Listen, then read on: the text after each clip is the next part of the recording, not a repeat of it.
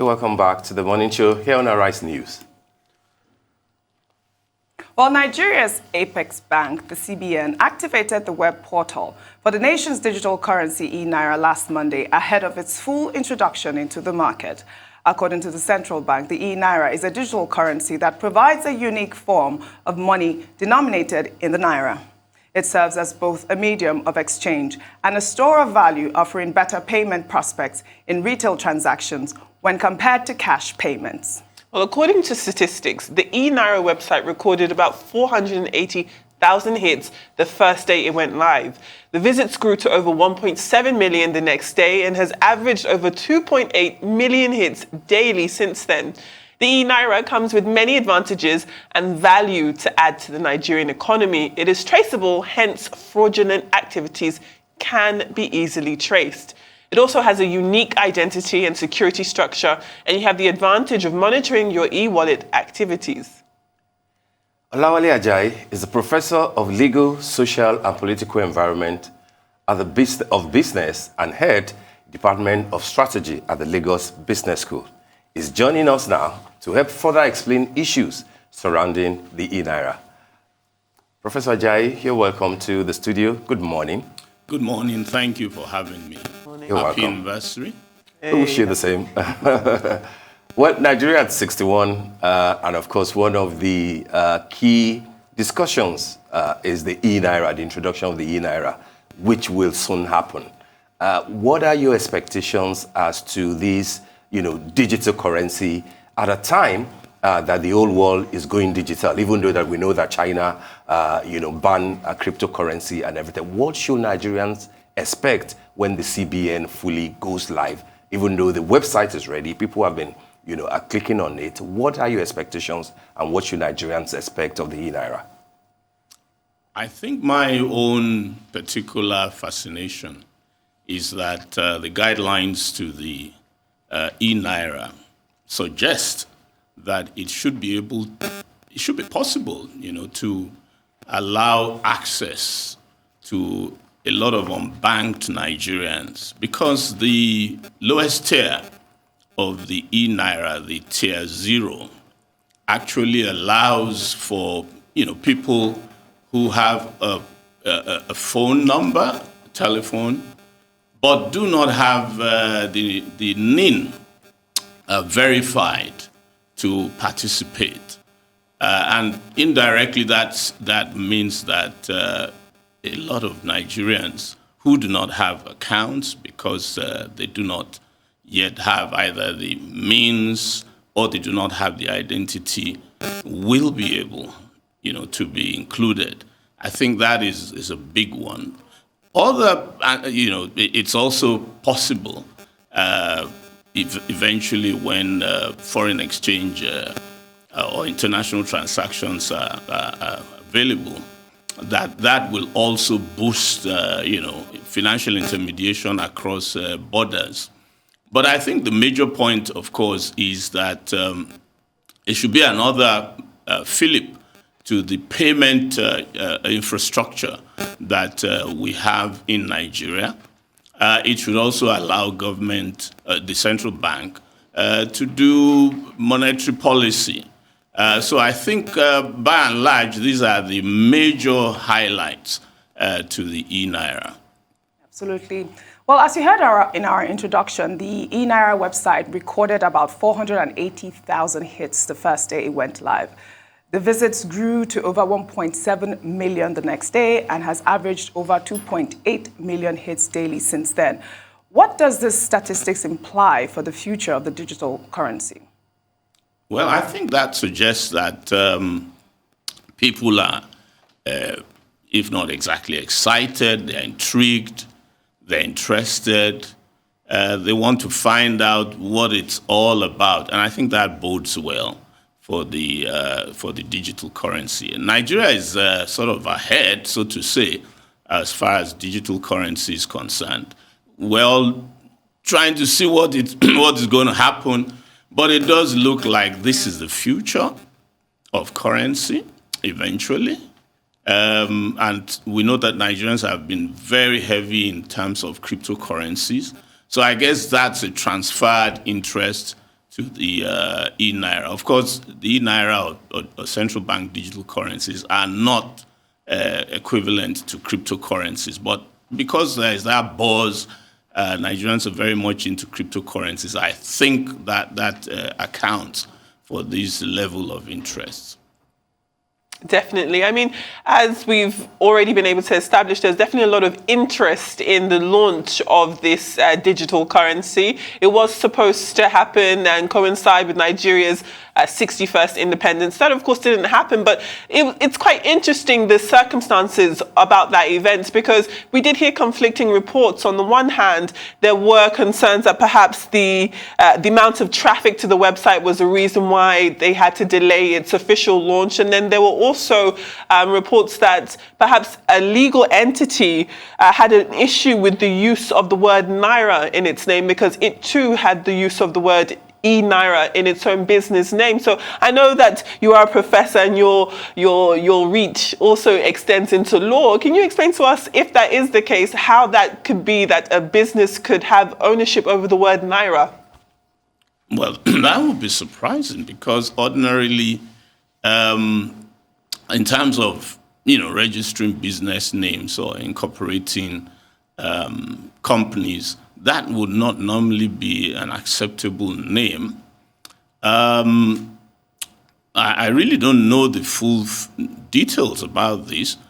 Perhaps there's somebody who is talking about a trademark, but that it would also be very surprising to me, because I would wonder who would register that name. It's something that I'm not very familiar with, what the details are. But that's what the central bank has told us. It does look a bit cryptic. I'm sure we will get to know by and by what the real issues are. Prof, that's a good one. But you know that there are no laws as such guiding, this sort of a thing, either eNaira or even cryptos, bitcoins, etc., in Nigeria, which probably explains why the CBN did ban cryptocurrencies earlier in February. I think part of the explanation is pretty similar to what China has done, which is to get the state involved in the business of e-business, e-currencies, and to have its own Naira. Now you said that eNaira is not necessarily the same thing as cryptocurrency. I would like you to expand your thought further on that. That's one. And secondly, Nigerians have not stopped dealing in cryptocurrencies. I mean, as of yesterday, Bitcoin, one Bitcoin, it's almost 20,000 Naira. So a lot of people are drawn to this thing. So with eNaira, could they leave one for the other, or they will have to do them pari passu? Well, there is no link between cryptocurrencies, which are really private arrangements, basically issued by private individuals with a limited scope in terms of adding people to the chain. It's not currency as such. It's mostly in the realm of an investment. What's it now? Arrangement. At least that tends to be the way securities exchanges look at it. It's not fiat currency. The eNaira is actually, shall we say, digital form of the paper Naira that you have in your pocket or in your wallet. It is centrally issued by the central bank, unlike the cryptocurrencies, which are privately issued, are private arrangements. You're bound to take the eNaira. The value is pegged, of course, to the paper Naira. The other cryptocurrencies, of course, except for those that are stable coins, have their value fluctuate with the role of investment. So that there's a big world of difference. The other point, of course, is that with cryptocurrencies, there is room for illegalities, as we have seen across the world. And then, as tends to happen with financial innovation, most people really don't understand this innovation. But, everyone wants to jump into it. At some point in time, there will be bubbles created. It's going to lead to a crash. And if, financial authorities do not take the pains to get ahead of that type of herd instincts, we'll be having economic recession and lots of people will lose their money. So cryptocurrencies are not likely going to disappear. It may well be that they may represent the future, but I think central banks are also trying to get ahead, or at least keep up to speed with innovation in terms of currency. All right, Professor Olawale, I think this is a good time for us to take a short break. And when we come back, we'll continue on the conversation. Stay with us.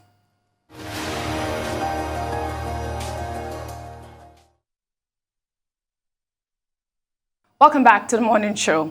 Professor Olawale Ajai is still in the studio with us discussing the launch of the eNaira, initially planned to coincide with the independence anniversary. Now, Professor, apart from attracting hits, the website also recorded a surge in usage, with the time spent, on the site generating content of over 80 gigabytes daily. The central bank had to recalibrate the website. That meant that, they had to also conduct another stress test on its systems to ensure, it is capable of withstanding a further surge in traffic when they go live. Now, many worry about internet malfunction, which may, frustrate users. What are your concerns, if you have any, with regards to navigating the site when it goes live? I really don't have concerns as far as that is concerned. I must say, though, that those issues that we have with cybersecurity, possible hacking, and things like that, those are, perennial risks that have to be protected against. And I believe the central bank very much is aware that that is something they have to work very hard to not only the central bank, that is something that has to be part of the risk management system. So basically, there will be challenges. We must expect challenges, and this is somewhat novel. So I expect that, and this is a pilot program. So this phase I will help with the iteration and various adjustments to ensure that at the end of the day, things go on pretty well, normally most of the time. Mm-hmm. Earlier you mentioned that the eNaira would be pegged to the Naira in its hard currency form. I wonder if you can clear something up for me. If the eNaira seeks to limit the use of hard currency and ensure the stability of the Nigerian economy, is that... How can I put this? Is that overinflating the potential of this digital currency? How much faith do you have in its potential? Well, the eNaira is just the Naira in digital form. So it's there's no difference between it except in terms of how it is issued. And don't forget, of course, that currency or money depends to a large extent on the confidence that people have in it. The central bank, sovereign, puts a sovereign, back to the eNaira, but it's not going to exchange at different rates. I think and it's not really meant to be a hedge. In fact, that would be a challenge, because if people begin to see the eNaira as a hedge, the tendency will be to try to store their money or save money, in the eNaira, and that may have further challenges for the commercial banks and the entire system. So. That would certainly be a worry if people were to, if consumers were to see the eNaira as a hedge. That's not what it's meant to be, really. All right, Prof. I like the fact that you made reference to the fact that this is a pilot scheme. And the CBN did say that they anticipate that there might be issues and they've got structures in place to deal with them. However, the app for the eNaira, interestingly, is called Speed. So you expect that there will be speed in terms of, everything that OG has referred to. There will be speed in terms of usage, in terms of volume and everything. But then what is said internationally when there are issues, especially issues of fraud. In the balance of the global e-transactions is that you take a haircut. And if you try to translate that to Yoruba, Prof, you know what that means. What if faurie, you've taken a haircut. How much of trust do you think that Nigerians should invest in this pilot scheme?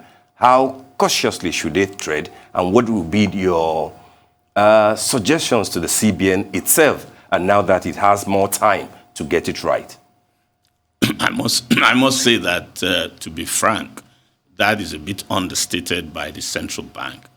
But the point is going to be that the central bank will have knowledge of all transactions. It's going to be, stored. It's going to be secure. It's going to be something that, can be traced who is doing what where. So that any trends, in terms of movement of money that have potential for crime or criminality will be spotted. I suppose that's not an aspect that most central banks want to dwell on too much, because we also have people who talk about, privacy concerns, and so on and so forth. So as far as I think safety is concerned, I think there's a great deal there that people should not be worried about, especially because the format that we're using is called the hybrid. So wholesale transactions are done by the central bank, and so it will have a view of what is happening, what is going on. So I think Nigerians should embrace the eNaira. They should embrace innovation. Indeed, at the time when the brouhaha over cryptocurrency, central bank trying to put a brake on cryptocurrencies came up, the vice president presciently said, well, why don't you try to embrace innovation and find a way to carry on with it, which is, I think, what central banks are trying to do. Whether we like it or not, innovation is going to go ahead. So I think, and of course, it's going to go ahead with, bumps and things like that. So I would say that let's take it in our strides. Hopefully, we're going to get this right. No, you're absolutely right. Innovation is key. The digital currency initiative will make Nigeria the first country in Africa, actually, to launch a digital currency when it happens.